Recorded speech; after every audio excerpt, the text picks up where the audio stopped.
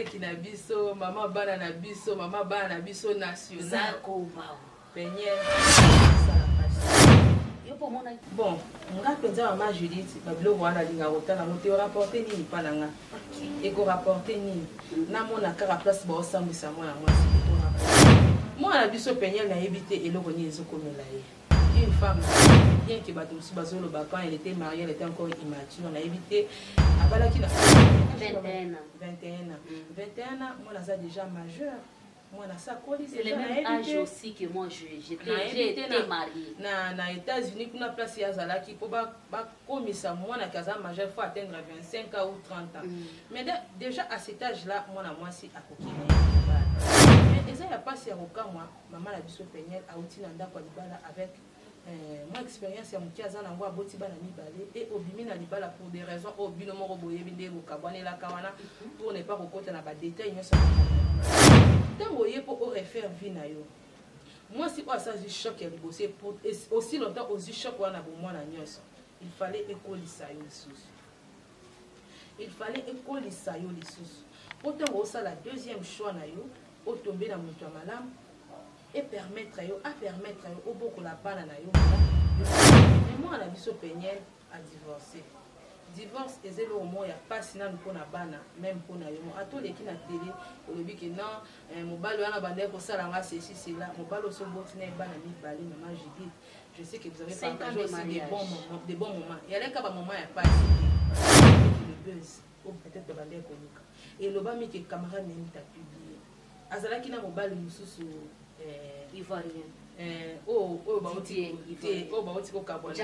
jackpot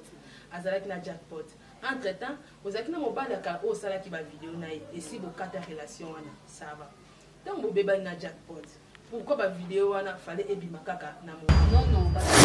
que soko fungoli compte wana te okomonela ko kosala nini ekoyela yo yango Penel a utilisé ami na ye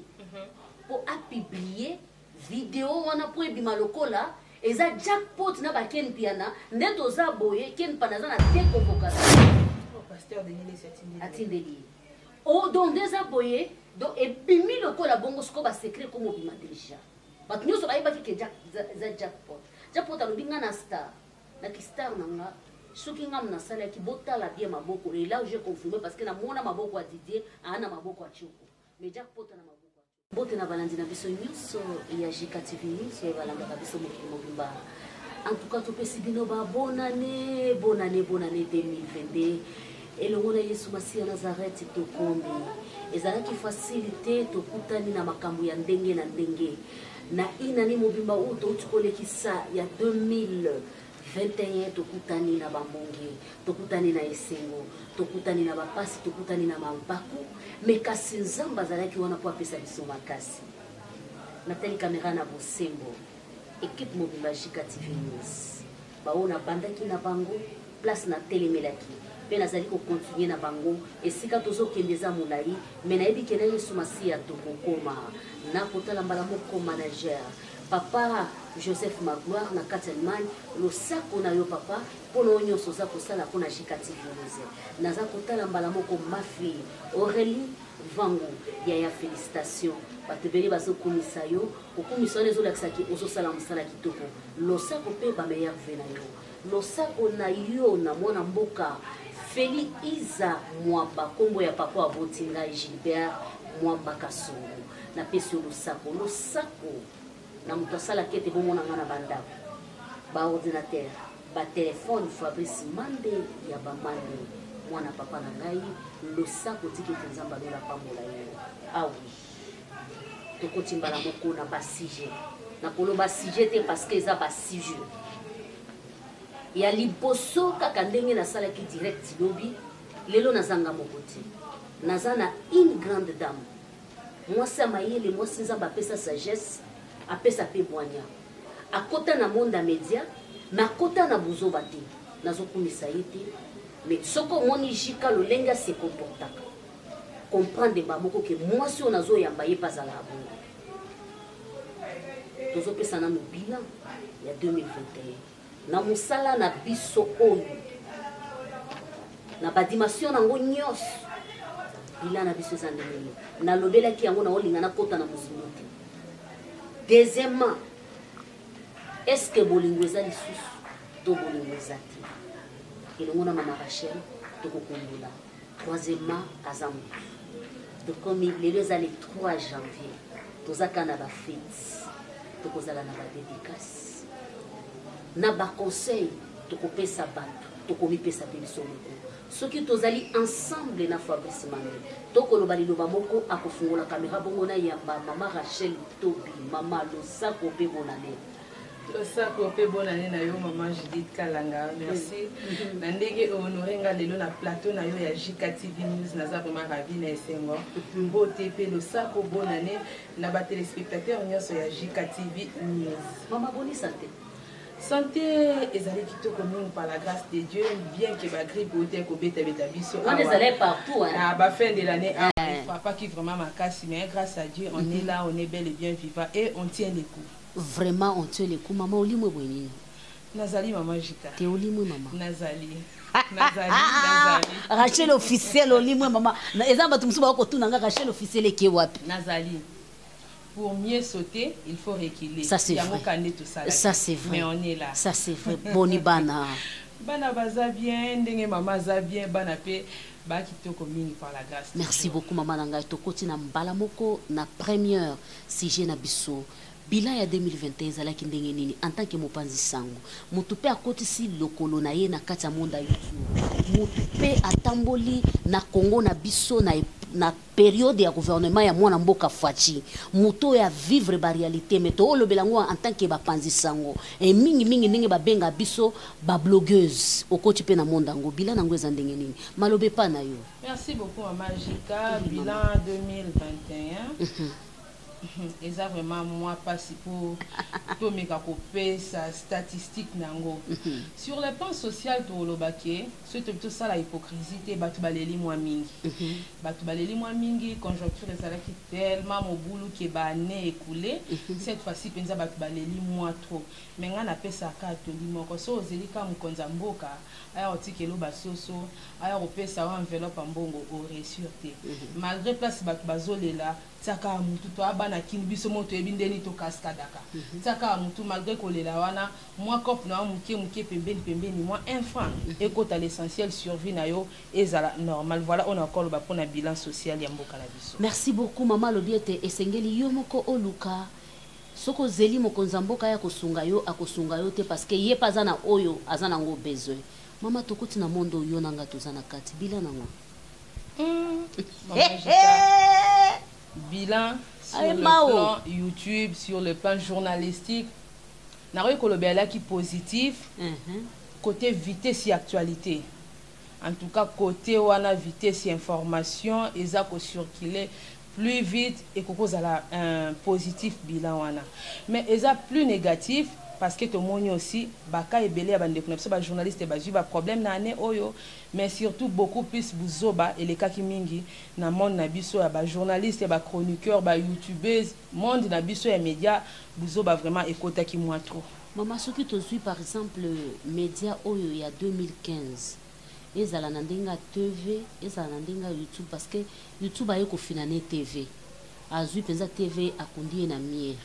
to suit kaka 2015 2021 est-ce que zandingi moko il y a une grande différence de ces points là maman Judith malobeze pa na yo média ndenge to le karana ba télévision na biso beaucoup plus na ba chaîne TNT ndenge comme actuellement na ko koloba eza quand même un peu positif et eza okende jusque là dans le bon parce que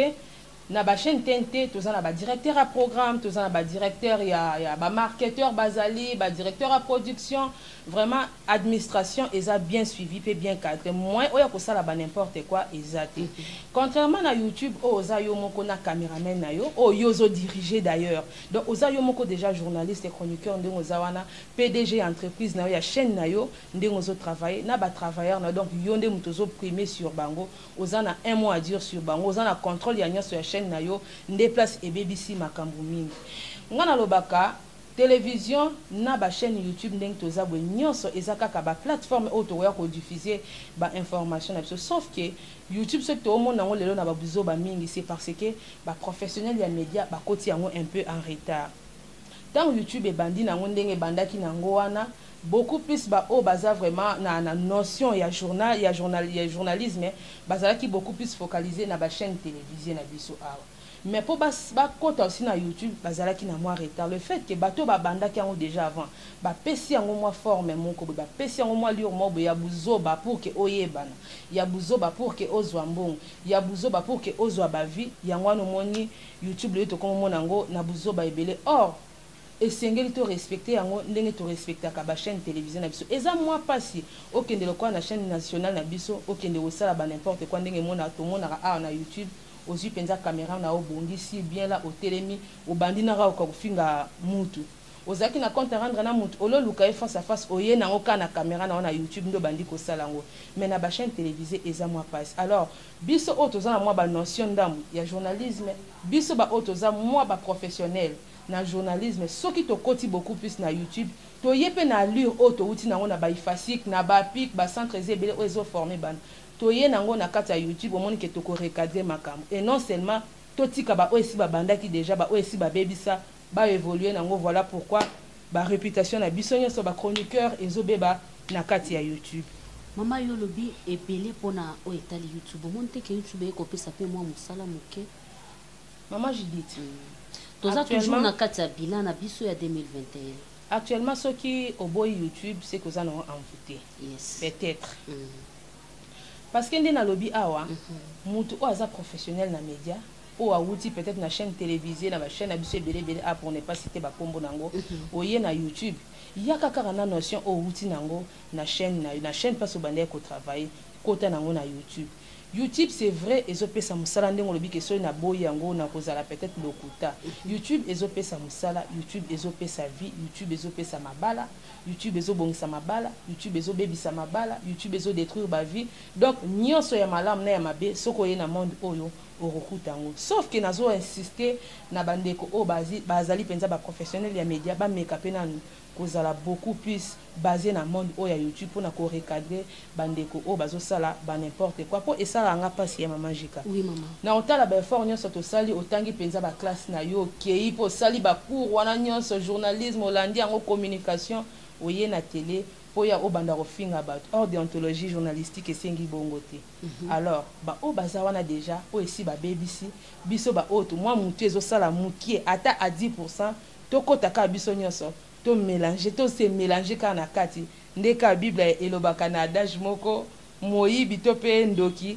mutu malamu alonaki bilanga na ye alors moyibi ayaki na butu pe ayeko kona ya mabe yeso alobaki ni botika nyonso ebota au moment ya sema ya ko recueillir ba produit nde to koyeba wapi ya malamu wapi ya mabe donc biso soto kotaka na kati ya YouTube ozana yo impoli ozana yo mal éduqué tellement misala pesate zora caméra tawana banda ko sala ozapi professionnel ya média yaka kaka banda ko sala à la longue tokoyeba banda ni sengeli batikala na monde yango pe na loko moko na sengaka beaucoup plus si c'est possible si ça sera possible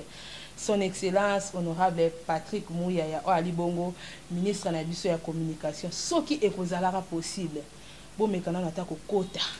na ba chaîne YouTube o bo meka pena ko recadrer ko aligner yango soki na lobby bien soki ekozala possible bolandeli penza bo moni ke chaîne oyo rien de spécial ezawana rien ya éducation ezawana rien que ba mafinga bo bloquer yango si ça sera possible bien que ekozala pasi Maman Judith na kolimbola pona mutuna wana ekozala pasi mingi Maman Rachel pourquoi ngai nde soki natali ke yo kamati biloko na ngai otie na chaîne na yo ngai nde nazwi mwa ngambo moko ya machine nanga na komeli YouTube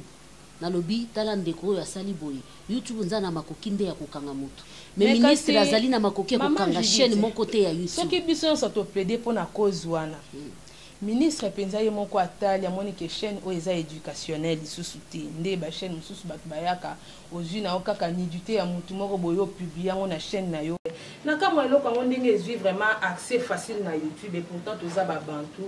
toyebi ke bana biso notion ya politesse ezalaka makasi mais siko omona na bachaîne télévisée na biso bazotia banidité ya bato bazotia n'importe quoi eza vraiment pasi mais bameka mpe kozwa contrôle ya nyonso parce que bachaîne wana nyonso eza mpe kaka na kati ya RDC awa te ibango lokwa bali bakonzi bazwa kaka contrôle ya nyonso soki awa ezosimba te bakomeli mpe kaka monsieur YouTube azaka madame azaka monsieur tonton tantine monsieur YouTube madame YouTube bakomelaka yo kaka bakomeli ye soki moyen ezali akangaka ta bachaîne wana po allure tokende mama Judith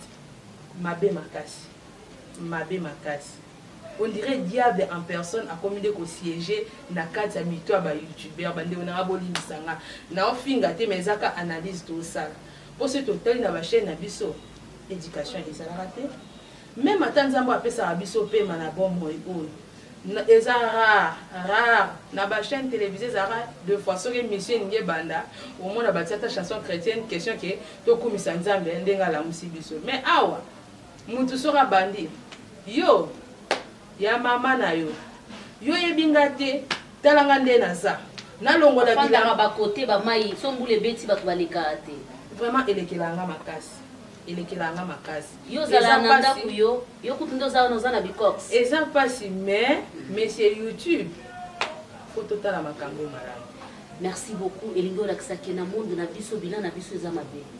bozobeleki trop eza mabe bilan penza ya motuya to oyo eza penza ya tina te tokoloba pe na 2021 na monde na biso eza eloko te nga na moni yango te. Merci beaucoup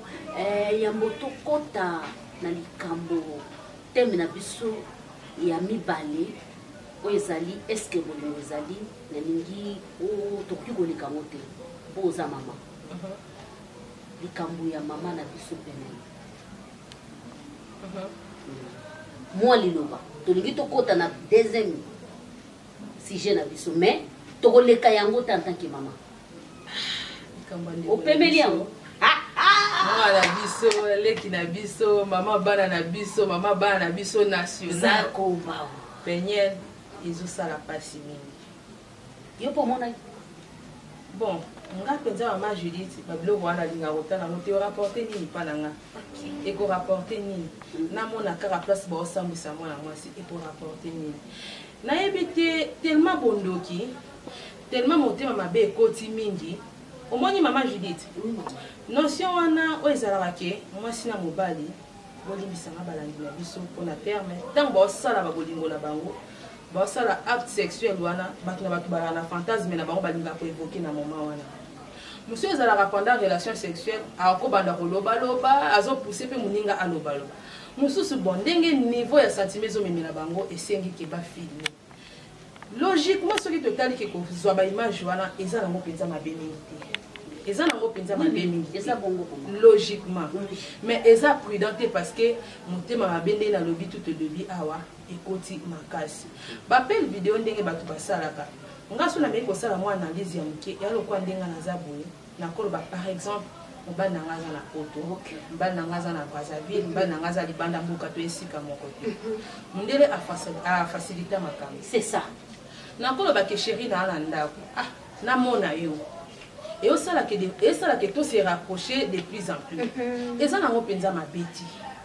nakosala video na nga tosoli na mobali na nga tosoli oyo tokoki kosola na pele video mais sikoyo ya pasi ezalaka ke pourquoi koenregistre moninga pourquoi kogarde baimage wana pour que à la longue oya kosambwisa moninga na net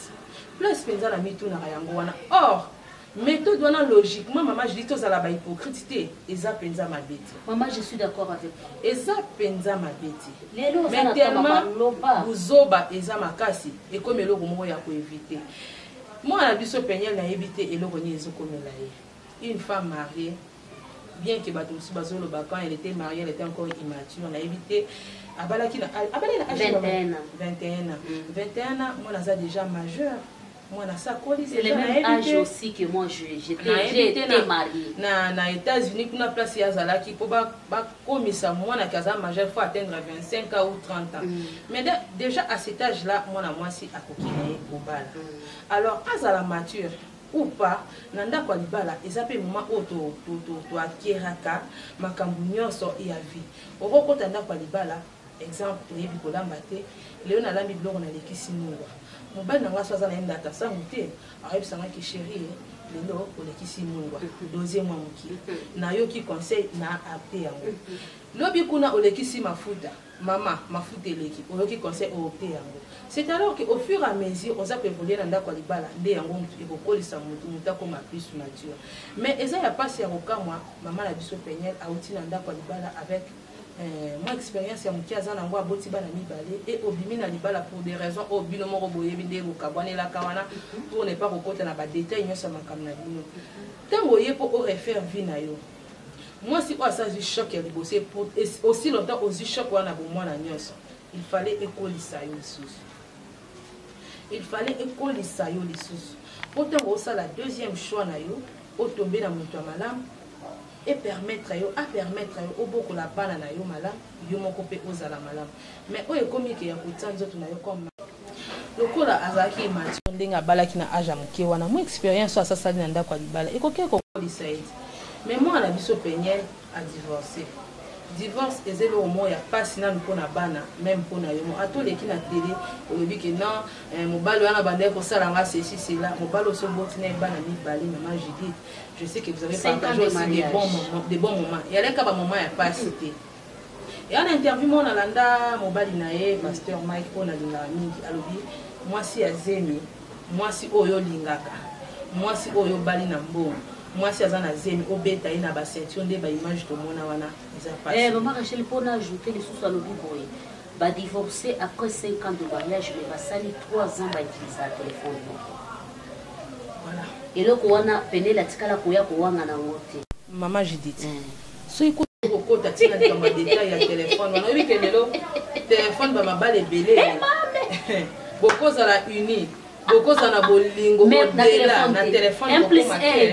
mais la téléphone peut-être biso moko na bana biso topesaka bango accès wana te mais ntango mobali azwi nyonso ya ye aconfie donc aza na confiance na yo aza na bolingo na yo mais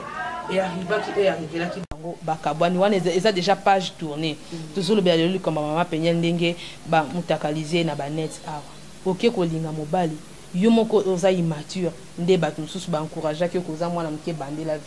vie yango oye kobandela susu na bamibali oyo baza lisusu immature à l'époque ekoma na bapublication na net mutakala na yo ezomonana video na yo epanzani lelo partout mama Judith ebi kosala likambo mosusu na cité swana na yo ata na cité bunda na yo na cité hors caméra moto aoyeba te mais na bayoutube oyo bana wana ntango bakokola nayebi te bakokuta image wana oyo bakokuta te nde bana oyo bakomaka na point ya kose suicide mobali na yo papa ya bana na yo ezalaka mpe lokwa défi etango tokabwanaka mibali mingi bazelaka basi baéchoué mais mwasi oyo aza mayele ntango odivorce fo tombola siko mutu en tout cas koto nazalaki na baéchec koto nazalaki na banégativité lokwa na kiebo ifo na affronter nalakisa mobali wana ke oui oyo nga nalobaki na net ke ye nde moto azalaki mabe il fallait approuver yango et non lelo tokoma na suka ya koloba ke oui papa Mike son avocat est vivant yeyo atelemi po atranché likambo koloba ke frère Mike azalaki innocent na kati ya libala wana mama Peniel nde azalaki mabe mobali oyo video oyo bosali na ye est-ce que eza nano logique opesa yango pa camarade na yo po bapublie ndenge ekomi koloba na lelo si ce n'était que le buzz ou peut-être babandeki koluka elobami ke camarade nemi tapublie azalaki na mobali mosusu ivoirien oyo bauti kokabwana jackpot azalaki na jackpot entre temps ozalaki na mobali aka oyo osalaki bavideo na ye esi bokata relation wana sava ntango bobebani na jackpot pourquoi bavideo wana fallait ebima kaka na moment non bavideo wana mpona ajouter moke ezalaki que madame ablokaki compte Instagram ya jackpot jackpot azali master ya baken piano kolobake non pire petit ya baken piano atalaka aza garçon moko mwa moke maa na balama ye alors ken piano na groupe na ye balekaki mpo bakebisa Peniel ke soki ofungoli compte wana te okomona eloko ekosala nini ekoyela yo yango Peniel autilize ami na ye mpo apiblie video wana mpo ebima lokola eza jackpot na ba ken piana ndeto za boye ken panaza na déconvocation pasteur Denis atindeli o donc déjà boye donc ebimi lokola bongo siko ba secret comme obima déjà bato nyonso bayebaki ke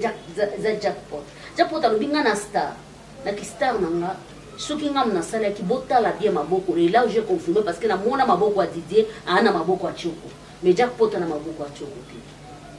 mais maman Judith ezaka pasi yango na bande koloba mobile oba oti ko rompre dernièrement awa ezalaki jackpot soki kutu jackpot nde muta publiaki ba vidéo yango otonga to mona ngo normal mais pourquoi kokende kozona image ya mutu pe obokabwana kala ozongisa ngo lisusu na net awa po epesa biso ni boyaka oloka biso te ezalaka ninga na mitu na vraiment po nga penza na vandi na nga bwena banda kotala mutakala na yo mama bolimbisanga mpona terme balandeko na biso na banda kotala nudité na yo pour épesa ngani est-ce que ça marchandise ou eza ko exposer yango total yango to apprécier yango ce que eza kitoko to ya ko somba ou eza penza nzoto ya mutu ou eza contenir réputation ya mutu nzoto ya mutu to ke na ta plus na ba chrétien de to lobaka oh place saint esprit aza ko vanda yo na ko exposer yango temple ya molimo mosa mama oyo na ko exposer yango na net pour que o se racheter na ba compte ya batu oyo outi ko bloquer kuna. Papa Mike a les rappelé compte sur Instagram. Maman Peignet, si je me rappelle bien, a bloqué rappelé compte il y a pasteur tous les comptes. Tous les comptes. Parce qu'il y a des manager. Oui. Si quoi, et un système ligne, ce bobo est na mobile. Il faut qu'il a rebloqué ma compte informatique ma casse. Bon maman je dis t'as tout bien informatique ma casse. Est-ce qu'il faut qu'il a rebloqué ma compte na ba on ni peut si la rater. Et ça peut relation. So il peut s'imiter. Tu comme ninga kende na makambu na ye. Yo petit kana makambu na yo o bandi la vie na. Et ça ndengwa na. O leka kotika na biloko batu pourquoi? Mbongo mutu nyonso lelo lukambo na ba manière na ye. Et non OK na kokanga mutu ki ya mutu. Yo olia kango yo oya ka osombela ngo babilamba osombela ngo ba sous-vêtements osombela ngo oyo kosomba otomona kana net ndenge o apparaître ka wana eza mwana mala unité mama Peignet botika biso to bana kino bana biso lelo bana posa ba monaka ba émission éducationnelle na télévision tout ça na posa to mona ba mitakala wana ti et pesa biso eloko ti soki ezaki boyaka koloka biso ezaka pona Peignet te ezata na bande comme ça ezaki boyaka pona koloka biso sans effet la télémédie au nom de Jésus. Botika iloko wana nzoto ya mwasi elle est très sacrée et elle est très surtout yo mtoza na ngoya kitoko boy pesa ngwa ta valeur mama na ngai pesa ngwa ta valeur ndeko na ngai ya mwasi pesa ngwa ta valeur vandi sango sika moko mobali moko a honorer c'est fini pour vandi lelo za a lobi za a sentiment ezalaka ndenge moko bolingo ezalaka moko. Alors, on a évité énormément on est comment ça se. Merci beaucoup, Maman Rachel. On le dit malamu pesa kitoko makasi na lobaki ete maloba ya Jika eza maloba ya Rachel Tobi parce que eza lolenge totambola katolakisaka oyo tozwaki na bandako yango tozonaka na bamedia atako mopepe ememi biso atako kistar ememi biso jamais Jika ako changer ato invité nga wapi omemi nga na polémique ne te trompe pas Jika koloba kaka ndenge alobaka. Maman Rachel tokoti sikoyo na place pe domaine na yo na yanga ifandaka mama apparemment on les a suscité vrai amour les a suscité na éviter tout ne pas maman expliquer ngana madame vrai amour merci beaucoup maman bodingo eza révélé ya moi sina mo amour fraternel non amour ya mama na bana ya papa na bana ya yaya na baleki eza amour mosusu bolingo naza kobetela eza bolingo ya mwasi na mobali ozolanda mama apparemment na 21e siècle bolingo eza lisusu te excuse baboli na nga baréalité oto tozomona na kote ya mwasi na kote ya mobali mama nayebi te mobali akobimela yo boyoki mpe na somo lobi soki nalingi ye tokosukaka nde nasukaki na jean te tokosukaka ndenge nasukaki na Jacques te tokosukaka ndenge nasukaki soki na Fabrice te nayebi te mama yango nde nazotuna bolingo eza lisusu te mama je côté wana ozala même avis na yo te ok bolingo ezali ok bolingo ezali pour te dire que ceux qui otamboli kaka na ville ya Kinshasa awa chaque samedi chaque week-end ils ont la mabala où ils ont ça ok Ce qui peut na ba tribunal, eza pe na ba cas ya divorce à régler o ezali. Côté wana bolingo ezali. Sauf que ils ont rendu choix à partenaire, les gens qui posent un problème. Ceux qui ont écouté un partenaire à ma paix, les rôles. Ceux qui ont écouté un partenaire à ma lap, pour revivre une éternité, na binonio, sortant na binonio, sur Bozanase, jusqu'à ce que la mort nous sépare, le barasserma, pour revivre une heureuse. Mais les passé de nos jours ont retrouvé les balles à mon côté couple, mon côté, bazar vraiment stable côté amour parce que diable à la théorisé maman Judith. Tout le banabiso mais tout le bateau à chrétien faut qu'ils ont appelé mini dans ma commune. Et on est là au moment où diable a voulu ça le quoi libala parce que diable a dit au moment où bateau base à la unité. Au moment où beaucoup en a bino uni mais diable a au côté ça quand moins compréhension moi qui est quoi ça là que papa a dérouté à quel bal. Oui dit que ma balle ça présence stable que ça ma balle à chrétien. Moi je dis que c'est la cas chrétien ma campé to bambaraka ba chrétien ma banga na tikeli ota ya koloba maman je dis to bambaraka ba chrétien ma banga toza ba chrétien to bambanaka ma banga ezala kara au mona ba musulman ba leka na télé ba banda ofingana ezala rare au mona tabande on a biso ba branamiste ba leka ba banda ofingana mais ngana to ba chrétien ngana o tolérer te koloba ki ma bala ba chrétien muteza na ba problème non. Partout problème ezali ezakaka choix ya partenaire na immaturité o ezana ba couple mususu nde yango babimisaka makambo na bango libanda. Tu sais maman Judith ngana ko le na ebisio ke maman nde ezabu mobile na ngaza infidèle mobile na ngaki ndumba mobile na ngaboye oui ngana kata ndako na le infidélité mais OK côté mususu yo comme mobile wana mbala za très fidèle très logique mais aime ça ko kaka ko supporter moi si na été ko répondre à ba besoin sur moi si na été. OK de l'autre côté mobali azo répondre à ba besoin moi si mobali ba besoin côté financier azar très fidèle mais mobali a ko satisfaire moi si na été ba problème eza très divergente eza ebélé alors eza important te lo bakaka ke ba chrétien de mabala na bango eza na problème place yo so ba bazali diable sécular okoye bandenge nini ke mobali alinga na nasi maman Juliette ils ont dépendre na mutu na ye dépendre na mutu na ye et à moi si ce qui peut-être selon ye à mon qui pour à se sentir aimé il faut pas payer ça à imbo. OK wana ya kolobaki oui mbali nanga linganga makasi mbali nanga kabelanga moi si mususu amona ke mobala ta kabele mbongo te bazala souvent ndeti na bapoko aboye bake moi ba parcours bake moi ko régner wana ya azo sentir kitoko ye pa kolobaki na part na ye mobali na ye alingaka ye souvent mais généralement mobali azolinga mwasi eyebanaka na bizaleli ndenge ya kotraiter mwasi na yo ndenge ya kopesa mwasi na yo valeur considération respect même na miso ya bato et au prouver que oui réellement olinga mobali no parce que ezaka mbongo te ezaka ape chambre te considération en général devant famille devant belle famille devant bana na ndako faut basantaka ke mama na biso na papa na biso baza vraiment collé na affection moko ya makasi na ngambo na biso ba youtubeuse to ba blogueuse na terme ya malamu ndenge babengaka biso tozali ba femme publique on a répété qu'à chaque jour femme publique ezali mwasi ya ndumba te ezali mwasi oyo to mobali oyo azali na Congo na kati ya ndako na ya sali émission a lancé yango mutu azali na Tokyo amoni ye ayebaka ye te amoni ye mutu aza partout naza awa même na bato baza na Inde babengaka. Cela veut dire que tokotaka na banda kwa bato sa kobeta kokoko tokoti penza na banda kwa bato mwasi wana ona nini tokoka kometenir ezala côté mibali ezala côté basi tokoka kometenir mabala na biso te lelo mwana biso grâce tembo biso to banda kozwa ngo na ndenga bezi situngai na saleli babenyinga na ba façon nyonso na ba émission ngana bandolo bakiza pèse les londe na confirmer qu'ils ont divorce après 4 mois ya mariage. Maman, vous avez un homme public ou une femme publique, ils ont qu'on mener vie moko public. Au cause de l'homme public, pour la musala ou musala, ils ont connu de tout le monde, les carana la télévision, musala la musala ou mutunyo so, ils ont la facilité de reconnaître. Mais cela ne dit pas que vie na yo vie privée et comme aussi vie publique. Là, c'est des choses différentes. Oh, peut-être ils ont même abandonné comme sous les lots na libungi. Mabala ils ont ça à l'internet, ils ont comme les lots na ndengo lobi ke libala yende kona biso grâce te monga la considérer qu'yango libala te. Merci beaucoup. Ngai maman Judith avi moko nanga. Na considérer qu'yango libala te.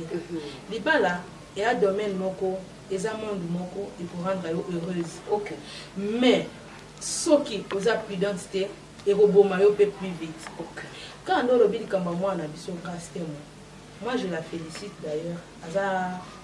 a une femme forte. Hein? Parce que dans nous, soit elle est qui, tout le monde a tout à l'heure la vidéo, mon quoi sali, il y a pour remercier tout copier ça du genre conseil je la félicite pourquoi elle a une femme forte parce que jusque là elle a quand même qu'on se tenir qu'on les kata na caméra à l'oba le fils kata un mot parce que ma camion c'est comédien peut-être que les allaient à mon sous grâce à quoi les casus devant caméra encore les casus à l'oba soit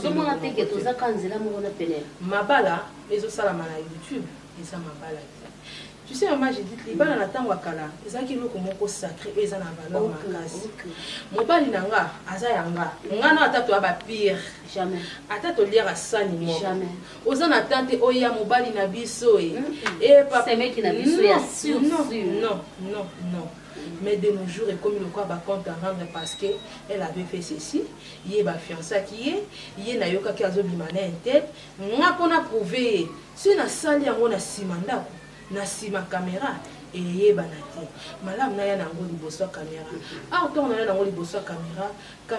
onde tout ça la ba émission de tout ça la ba ezana ba chrétien batala rabiso ezana ba occultiste batala rabiso batu balinga rabiso bazara batu ba ina rabiso bazara mutu ça ko sepela na bénédiction na yote mutu ça ko sepela na oyo zuité ya malam pendant que ye azana mi ya ko vanda na se azoye baté a ko s'en sortir ndenge ndenge tango zui libala. Biso yo maman Judith, on a balaki. Ni t'étais la mort mais jusqu'à Léon Engaz elle a une femme mariée. On a balaki, mais la coca qui jamais quoi exposer mariage dans la télévision. J'avais aussi cette possibilité là. Mais le requin comme ça la honte pourquoi on a gardé ba pire au banda comme on a gardé personnalité na. Mon bali tango yo tu es public. Au memi na domaine public. A combiner la res publique, la chose publique. Mais mon Dieu, ça a la facilité au sakananaï. Facilement. Mon Dieu, ça a la facilité à quoi aborder. Mon Dieu, ça a la facilité à kolobanaï n'importe quoi. Or, libala bakenda na ndenge libala mwana biso grâce kenda kiti. Mobali na yo azana accès à mutu nyonso. Oh, yo mo na confiance na bango nanu te premièrement, mais au PSA accès à batu nyonso. Numéro n'est pas partout. Une femme mariée. Aux autres na banani tout autour na yo. Balele balezibine ba PD. C'est vrai batumso balobaka. Tant que zaki ba célibataire biso to zaki ba camarade le quoi na bali na koyeko box ça peut balile teke. Mais faut que tu la acte.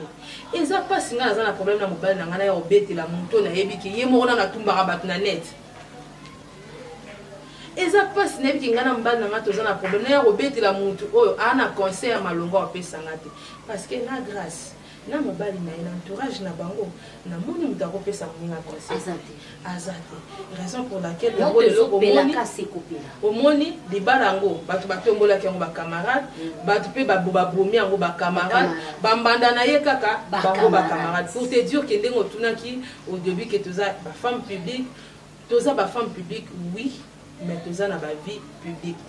vie na biso sengeli ezala hors caméra mais musala na biso nde to ya na mona caméra to laksa nini oyo totangaki na complexe scolaire oyo totangaki na collège oyo totangaki na université ya na odontologie na yo tangela yango nalobaki na début tango tunanga mama awa likambo odontologie ezali mama Judith yango nalobi bo tango tunaki nga tout au début YouTube déontologie ezali parce que musala to sala eza musala o batangela eza musala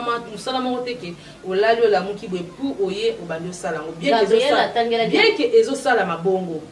yokanga bien eza mosala oyo batangelaka yango ozweli yango banotion eza mosala moko te ke olamuki na ntongo oyeka kovanda obandi koloba biloba bien ke lelo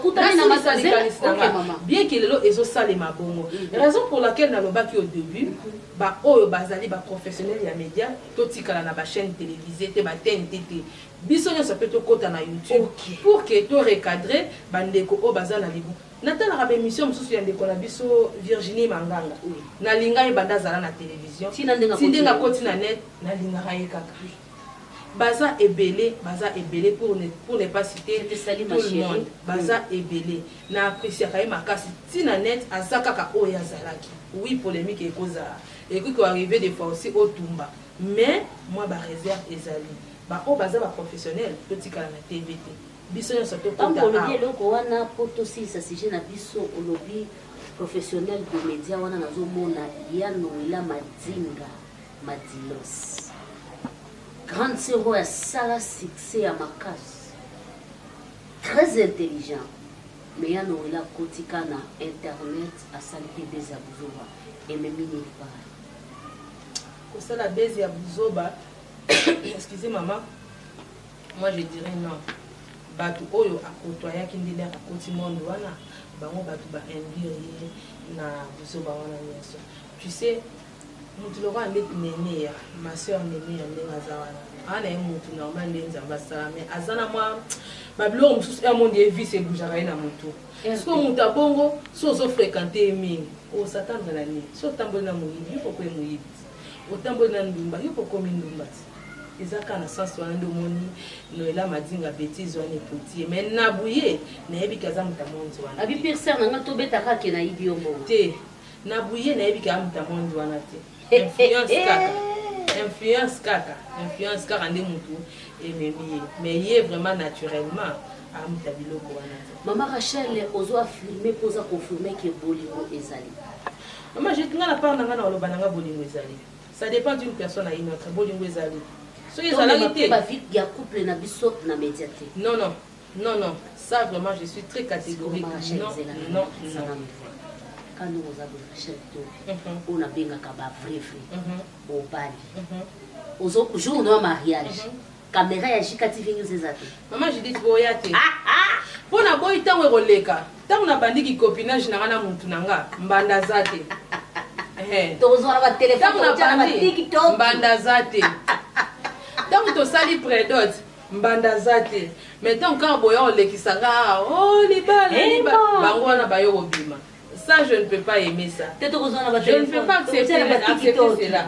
non nga penza lelo ce qui est arrivé que na répondre vie na caméra ti Yassir na caméra ti et d'ailleurs dans le bar peut-être qu'on a roké na pe na religieux te po boya pété parce que papa na maman bazate bo pesa bango symbole na bango point barre c'est fini bo pesi famille symbole na bango point barre et bonheur wana nyonso na opesi bango sunani ya solo otali caméra pona ba mourir na ba moureuse o bazali na étape to babandi kolingana conseil nini kopesa bango poto koma na étape ya suka ya dédicace comment je dis na OK na gauche droite OK discrétion merci rien que ça la discrétion yeba nani ozo côtoyer yeba nani ozo fréquenter yeba nani ozo partager na point barre la discrétion c'est tout ça la vie na yo hors caméra même musala na yo devant caméra c'est tout merci beaucoup sala musala na yo libanda ya caméra kasi e vie na yo privé même yango libanda ya caméra kasi vie na yo même yango na kati ya caméra ekozala malamu mingi merci beaucoup tokomi penza na suka tokomi na suka tokoti na étape na biso ya dédicace tokoti na étape na biso ya dédicace tokomi na suka ya mula mama Rachel ba vrai na yo otali caméra na osemi na fongole yo pesa ba vrai na yo parce que ozana ba oya yo opesi bango ba dédicace na ne asika et puis olobi liloba moko pona bango Fabrice Mande fungola ya mobimba poto komi na suka merci beaucoup maman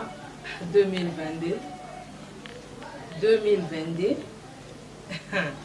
ponanga